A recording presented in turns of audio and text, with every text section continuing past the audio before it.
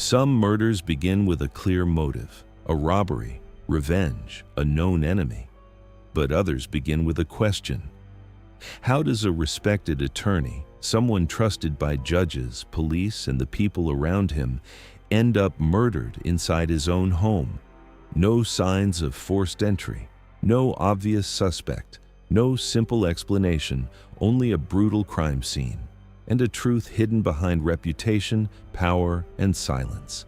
Because in this case, the question was never only who killed John Yelenic. It was why, and how far someone would go to protect what should never be exposed. A judge did this? In December 2005, the quiet town of Blairsville, Pennsylvania, was shaken by a murder that seemed impossible to explain. John Yelenic was not the kind of man people expected to see in headlines like this. He was a successful criminal defense attorney, respected in courtrooms and well known throughout the local legal community. He handled serious cases, worked closely with judges and law enforcement, and built a reputation on discipline, intelligence, and control. He lived carefully, quietly, privately. There was no public scandal surrounding his name, no visible chaos, no reason anyone could point to and say, "That's where it all began." But behind that carefully ordered life, there were things few people knew. Private relationships, hidden tensions, and one connection that would eventually lead investigators somewhere no one expected: a sitting judge. What began as the murder of a local attorney would soon become one of the most shocking criminal cases the town had ever seen. Because this was not just a homicide investigation, it was a story about reputation, about secrecy, and about how dangerous the truth can become when powerful people are afraid of it. This is the story of the John Yelenic case. Before John Yelenic became the center of a murder investigation, he was known for something very different: control. He was the kind of person people described as precise, organized, careful with his words, careful with his life. As a criminal defense attorney in Blairsville, Pennsylvania, John had built a strong professional reputation. He was respected in local courts and known for handling difficult cases with confidence. Judges knew him, prosecutors knew him, police officers knew his name before they walked into a courtroom. He understood how the system worked, and more importantly, he understood people. That made him good at his job. But outside the courtroom, John kept his world small. He lived alone in his home in Indiana County. His lifestyle was quiet, almost routine. He was not known for dramatic behavior or public conflict. Friends often described him as private, someone who did not easily let people into his personal life. He was social when necessary, but guarded by nature. That privacy would later become one of the most important parts of the investigation. Because when someone like John is killed, police usually begin with the obvious questions. Who hated him? Who wanted revenge? Who had something to gain? But in John's case, those answers were not easy. There was no immediate sign of financial trouble, no known threats, no obvious public enemy waiting in the background. From the outside, his life looked stable, controlled, predictable. And yet, investigators would soon learn that appearances can be misleading. People trusted John because he seemed to understand risk. He was not careless. He was not reckless. He knew how quickly lives could collapse. He had spent years defending people whose lives already had. That made what happened next even harder to understand. Because if anyone should have recognized danger before it arrived, it should have been him. There is something especially unsettling about crimes like this, not because they are violent, but because they break the illusion of safety.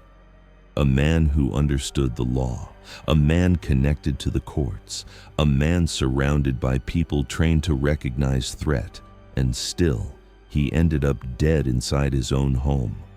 For the people who knew him, that was the first shock.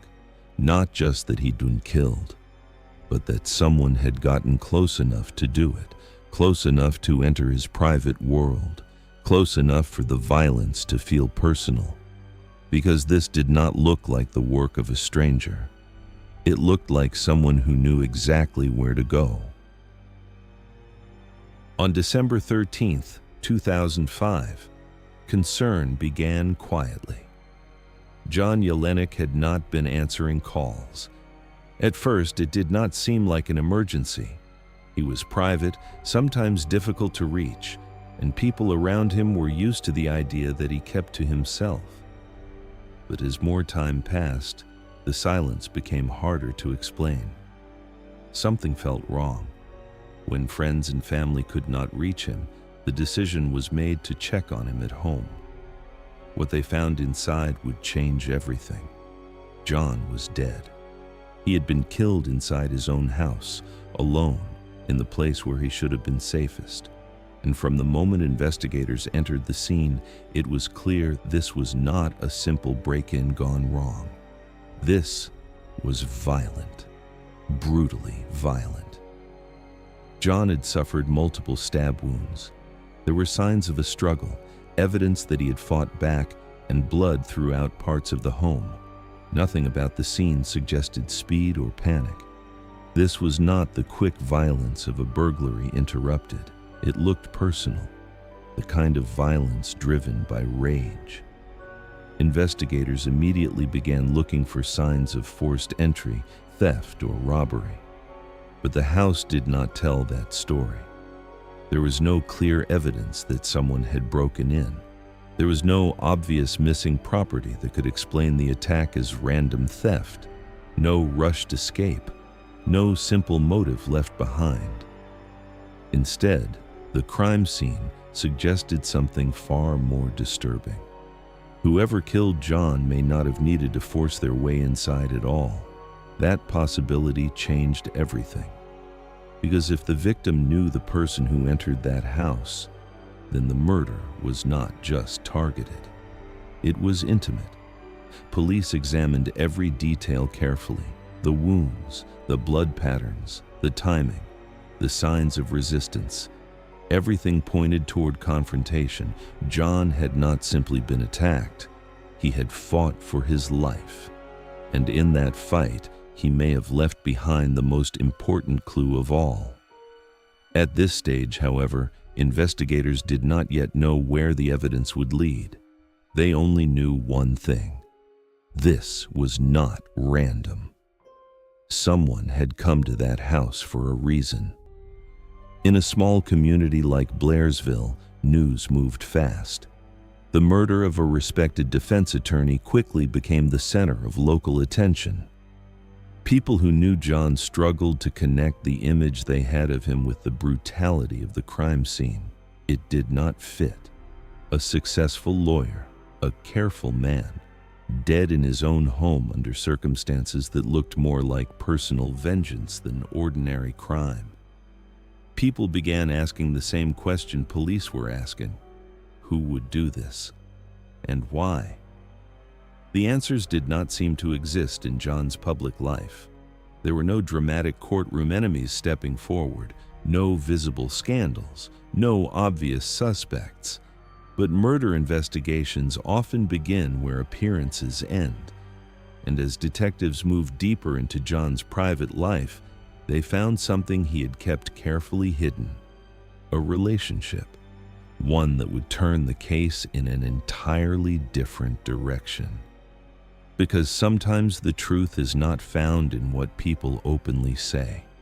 It is found in what they spend years trying to keep quiet. As investigators moved past the crime scene and into John Yelenic's personal life, the case began to shift. At first, they had searched for the obvious: professional enemies, courtroom disputes, financial motives. But none of those paths explained the violence inside his home. The answer seemed to be somewhere else, somewhere private. That was when detectives uncovered a relationship John had kept largely out of public view. He had been involved with a younger man named Mark Bassinger. The relationship was not widely known, and for a man like John, private, careful, respected in a conservative legal community, that secrecy mattered. His personal life was something he protected closely. But secrecy does not remove tension, it often creates more of it. By the time investigators began asking questions, the relationship between John and Mark was no longer stable. It had become complicated, emotional, and increasingly strained. Accounts suggested the relationship had ended badly. There were disagreements, emotional pressure, unresolved conflict. People close to the situation described tension that had not fully disappeared, even after the relationship itself had changed. It was not a clean ending. There were feelings left behind: anger, jealousy, resentment. And in cases like this, investigators pay attention to unfinished endings, because violence often grows where emotional control breaks down. Mark was younger than John, and the dynamic between them was not simple. There were suggestions of emotional imbalance, questions of dependency, control, and the difficulty of separating private affection from personal power. No one could yet say that this relationship explained murder, but it gave detectives something they had not had before: a motive that felt personal. Someone close enough to enter the house, someone connected enough for confrontation to escalate, someone whose presence would explain why there were no signs of forced entry. For a moment, the investigation seemed to narrow. Perhaps this was not a mystery hidden behind professional enemies or legal conspiracies. Perhaps it was simpler: a failed relationship, an emotional argument, a confrontation that turned violent. But that theory did not survive for long, because Mark Bassinger was not just an ex-partner. He was the son of a local judge, and that detail changed everything. Suddenly, this was no longer only about John's private life. It became a case touching power, status, and reputation. The kind of case that makes people uncomfortable before anyone is even charged. Because in small communities, certain names carry weight. Certain families are protected by position before facts are ever spoken aloud. Mark's father was Judge Michael T. Bassinger, a respected figure in the local legal system, a man with authority, public trust, and influence inside the very world where John had worked. Now, investigators were forced to ask a much more dangerous question. Was John killed because of a relationship gone wrong? Or because that relationship threatened something bigger than heartbreak? Something like family reputation, something like public image, something powerful enough to turn private shame into violence. At this point, suspicion was still only suspicion. But the case had changed, because once a judge's family enters a murder investigation, every decision becomes heavier, every rumor grows louder, and every answer becomes harder to trust. In many murder investigations, there is a moment when the case stops feeling ordinary. For the John Yelenic case, that moment came with one name: Judge Michael T. Bassinger. Until then, the investigation had followed a familiar path: victim, private relationship, emotional tension, possible motive. Detectives were still working inside the logic of personal conflict. But once they understood who Mark Bassinger's father was, the entire case changed. Michael Bassinger was not just a parent trying to protect his son. He was a sitting judge, a man whose job depended on public trust, a figure of authority inside the same legal world John Yelenic had spent his career navigating. In courtrooms across the county, his name carried weight, his reputation mattered, and in communities like Blairsville, reputation is often treated like a second form of power. People notice who belongs, who is respected, who is protected, and they notice when scandal threatens that structure. Investigators began looking more closely at the relationship between John and Mark, not only as a personal matter, but as something that could have affected the Bassinger family publicly. If the relationship became known widely, what would it mean? For Mark, for the family, for a judge whose authority depended on control and image. These were not small questions. This was Pennsylvania in the mid-2000s, in a conservative local environment where personal reputation could shape careers and private lives alike. Public scandal was not just embarrassment, it could become professional damage, and prosecutors would later argue that this fear mattered, that the relationship between John and Mark had become more than a private issue. It had become a threat to family image, a threat to authority, a threat to a life built on respectability. Police examined communication patterns, personal history, and the emotional landscape surrounding the relationship. They were no longer asking only who had the opportunity. They were asking who had the strongest reason to make the problem disappear. And increasingly, the answer pointed toward the Bassinger family. That did not mean proof. It meant pressure. And pressure changes how people behave. Friends, colleagues, and members of the legal community watched the investigation carefully. Rumors spread fast. Some people refused to believe a judge could be involved in something like this.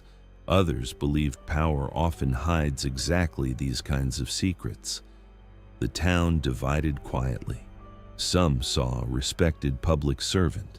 Others began to wonder what respectability can conceal. Meanwhile, investigators kept returning to the same fact. John had not been killed by a stranger. The attack was too personal, too direct, too intimate. Someone had entered that house with purpose, someone who knew exactly what they were walking into. The theory building around Judge Bassinger was disturbing, not simply because of who he was, but because of what it suggested.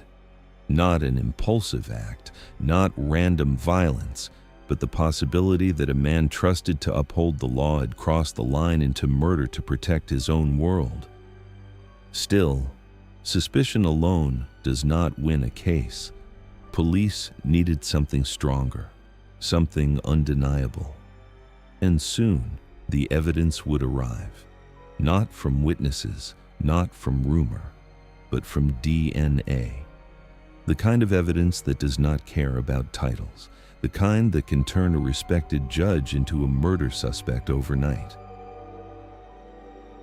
Crime scenes tell stories. Sometimes they speak through broken doors or missing valuables, sometimes through witnesses, sometimes through the silence left behind. But in John Yelenic's case, the most important story was hidden in something much smaller, under his fingernails. Investigators had already believed John fought back during the attack. The signs were everywhere: defensive wounds, blood patterns, evidence of struggle. This had not been a sudden, silent killing. There had been resistance, and resistance means contact. It means the victim may have touched the person trying to kill him, scratched them, grabbed them, left behind evidence that survives even after the attacker walks away. Forensic teams collected DNA from beneath John's fingernails. At first, there was no certainty about what it would reveal. In many cases, DNA creates more questions before it creates answers. Contamination is possible. Interpretation matters. Defense attorneys know how fragile forensic certainty can become. But when the results came back, the investigation changed instantly. The DNA did not point to a stranger. It pointed to Judge Michael T. Basinger, not Mark, his father. The reaction was immediate. A sitting judge, someone responsible for interpreting law, deciding cases, and carrying public authority, was now directly connected to the murder of a local defense attorney. It was the kind of revelation that felt almost impossible. People asked the same question: how could this be true? Prosecutors believed the answer was simple. John had fought for his life, and in that struggle, he had taken a piece of his killer with him.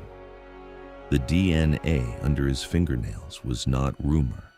It was not gossip. It was physical evidence, something left behind in violence, something difficult to explain away. And for investigators, it transformed suspicion into a prosecutable case. But the defense saw it very differently. Michael Basinger denied involvement. His legal team challenged the forensic evidence aggressively. They argued contamination was possible, that handling errors could have compromised the DNA, that proximity between people in the same legal community could create innocent explanations for trace evidence. They insisted the case was built on assumption, not certainty, because DNA may sound final to the public, but in court, it becomes a battlefield. How was it collected? Who handled it? Could it have been transferred indirectly? Was it enough to prove murder? These questions would become central. Still, outside the courtroom, public opinion was already shifting. The image of Judge Basinger had changed. For some, the DNA was enough. They believed the evidence spoke clearly, and the motive made sense. Protect the family, protect the son, protect the reputation. For others, the idea remained difficult to accept. A judge accused of stabbing a man to death over a hidden relationship involving his son. It sounded like fiction, not reality. But murder cases often feel that way, because the truth rarely looks clean from the outside. As the legal community watched one of its own move from the bench toward a murder trial, the atmosphere in Blairsville grew heavier. This was no longer only about John Yelenic. It was about trust. If the DNA was right, then a man trusted to deliver justice had committed one of the most intimate acts of violence imaginable. And if the DNA was wrong, then the system itself was preparing to destroy the wrong man. Either way, the courtroom would decide. And soon, Judge Michael T. Basinger would stand where John Yelenic once stood so often, not as a lawyer, not as a judge, but as the accused. Sometimes the most dangerous people are the ones the system trusts most. The evidence did not point to a stranger, it pointed to a judge. When the trial began, the courtroom felt different. This was not just another homicide case, it was a murder trial involving a judge, a man who had spent years sitting above the courtroom floor, now forced to sit at the defense table instead. The symbolism alone was impossible to ignore. For the community, it was shocking. For the legal world, it was deeply uncomfortable. Everyone understood what was at stake, because this case was no longer only about whether Michael Basinger had killed John Yelenic. It was about whether power, reputation, and public trust could survive what the evidence was saying. Prosecutors built their case around motive and DNA. Their argument was clear. Judge Basinger had discovered the relationship between his son, Mark, and John Yelenic. He saw it not as a private matter, but as a threat to his family, to his son's future, and to the image he had spent years building. The relationship represented exposure, and exposure, they argued, created anger. That anger led to confrontation, and confrontation led to murder. They told the jury that this was not random violence. It was personal, deliberate, a crime committed by someone who believed protecting reputation justified destroying a life. The DNA under John's fingernails became the center of everything. Prosecutors returned to it again and again. John fought back. John left evidence, and that evidence pointed directly to Michael Basinger. For them, that was the truth of the case, but the defense attacked from every angle. They argued the prosecution's theory relied too heavily on emotion and assumption. There were no eyewitnesses, no confession, no direct proof placing Basinger inside the house at the exact moment of the murder. Only DNA. And DNA, they insisted, was not enough. They questioned how the evidence had been collected and whether contamination could have occurred. They challenged the interpretation of forensic results and argued that prosecutors were building certainty on top of possibility. They also pushed back against motive itself. Suspicion is not proof. Embarrassment is not murder. Family discomfort is not evidence of a stabbing. The defense wanted the jury to see something dangerous in the prosecution's case, a narrative so dramatic it was easy to believe, even if it was incomplete. A powerful judge, a secret relationship, a brutal death. It sounded like guilt. But sounding true and being true are not always the same thing. Inside the courtroom, the atmosphere was tense. Outside, the town watched closely. Some believed the case represented accountability, that no title should protect someone from justice. Others believed the prosecution had crossed into assumption, turning scandal into certainty without enough proof.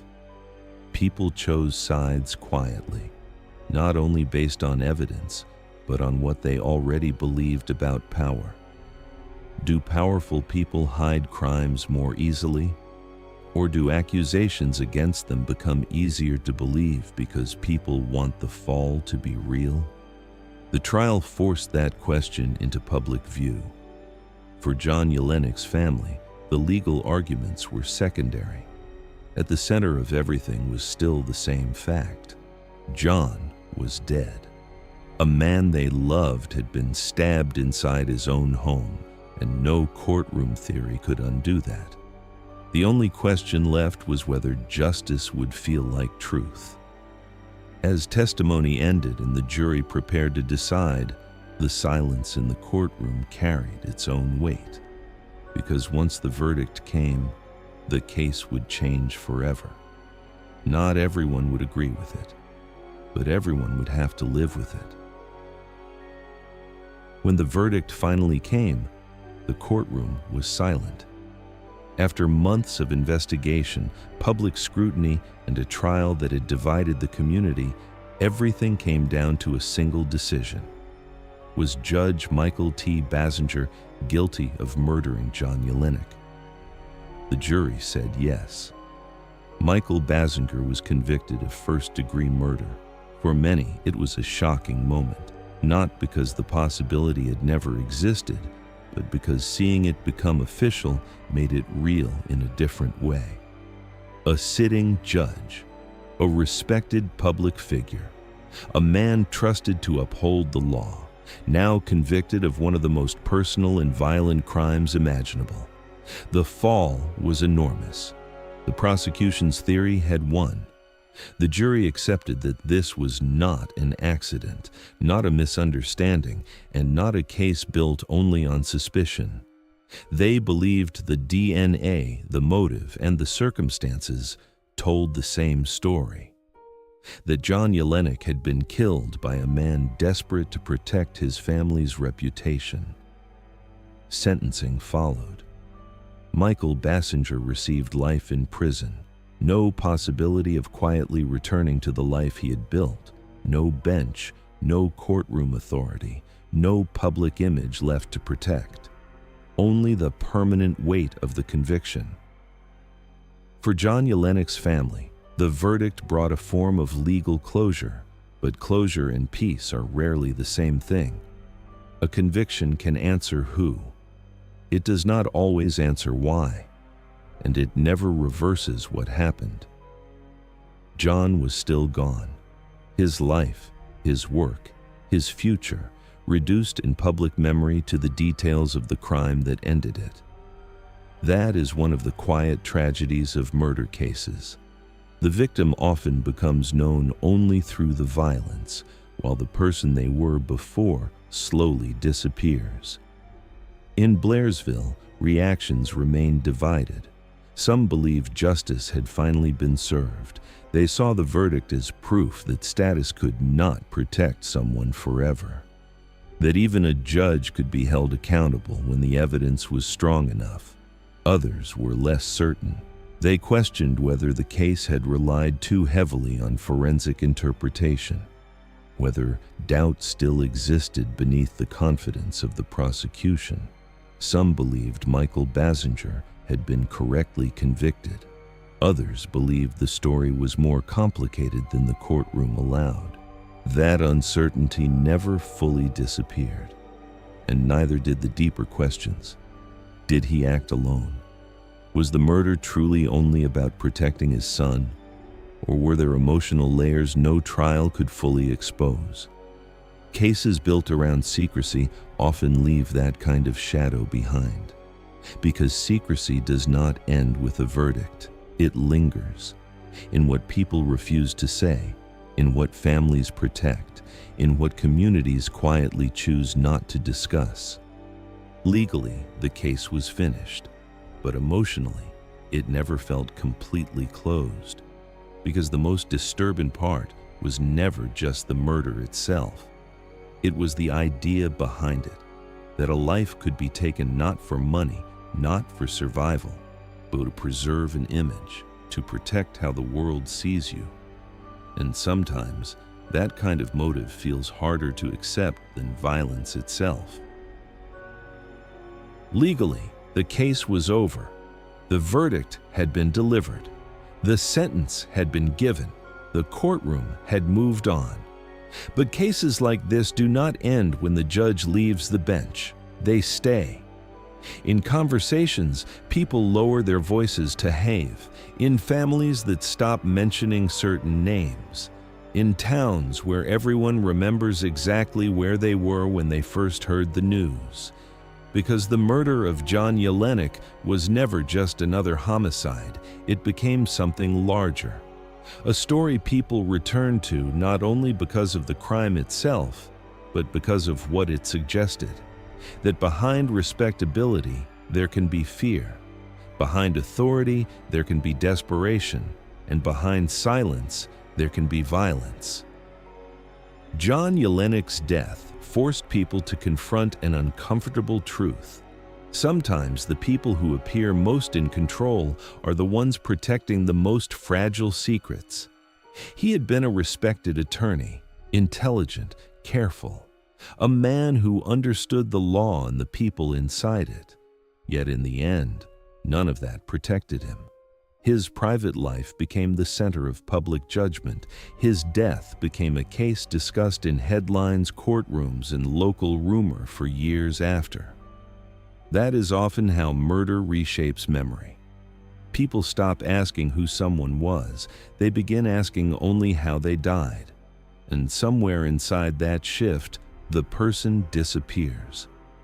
For many, John Yelenic became known first as the victim in a scandal involving a judge, not as the lawyer, not as the man his friends knew, not as the person who had built an entire life before the violence. Just the case. That loss matters too. Because true crime can sometimes reduce human lives to evidence.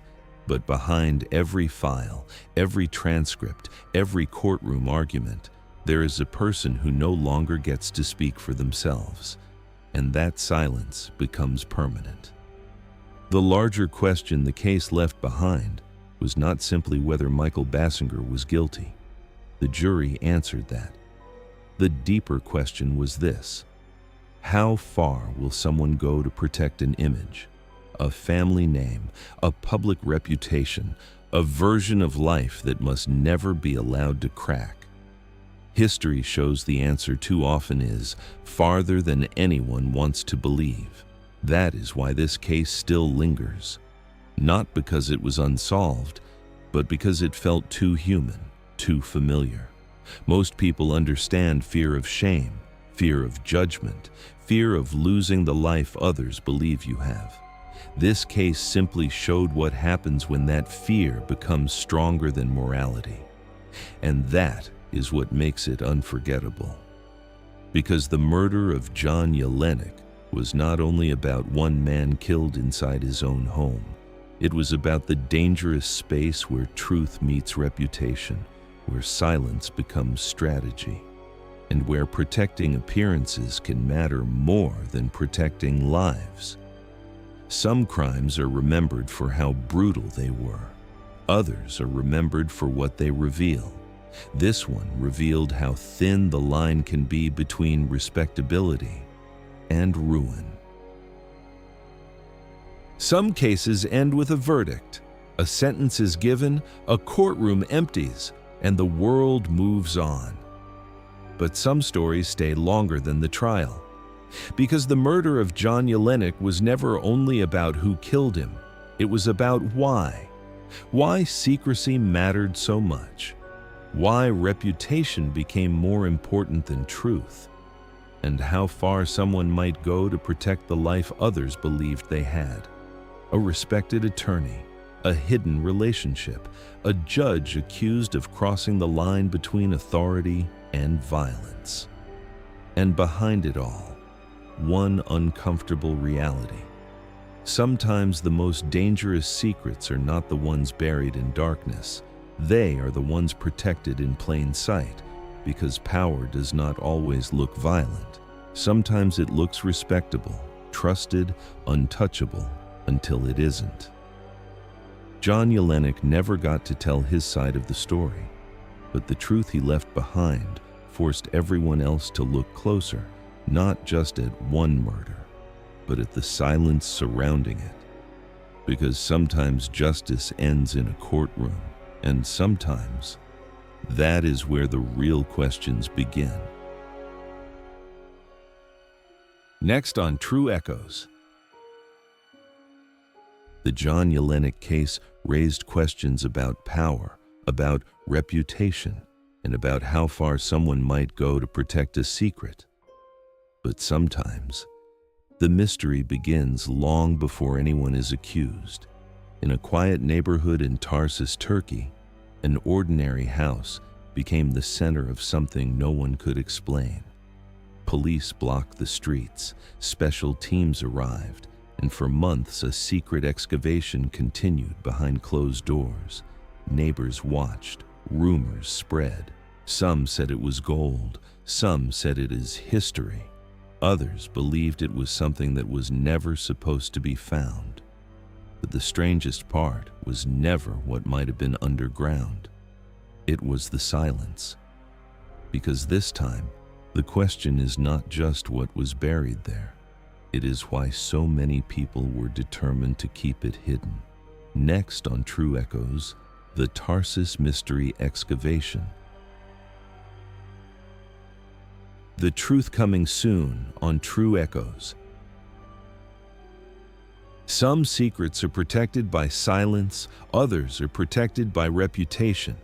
John Yelenic never got to finish his story, but the truth still left a mark. Do you believe this case was fully solved? Or do you think some parts of the truth were never revealed? Share your thoughts in the comments, because some stories don't end, they echo. And step into the echoes of truth.